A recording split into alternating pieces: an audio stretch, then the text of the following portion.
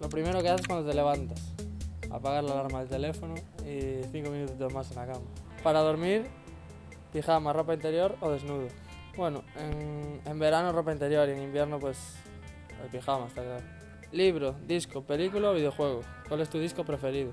Películas y videojuegos, la verdad que me gustan las dos cosas por igual. Las 3 canciones de la banda sonora del vestuario. Mucha variedad, mucha gente de fuera que pone sus canciones, mucha gente de aquí, la verdad que no sabría decirte.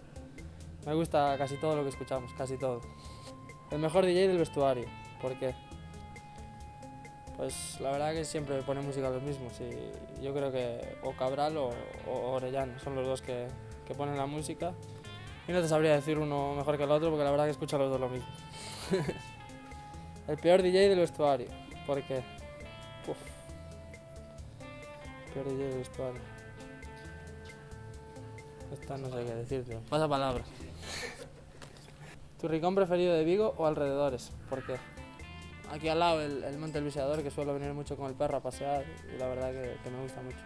Entras en un restaurante gallego, ¿qué pides de primero, de segundo y de postre? Y para beber, pues de primero pulpo a la gallega, de segundo, pues la verdad que me gusta más la carne que el pescado, pero bueno, le meto a todo.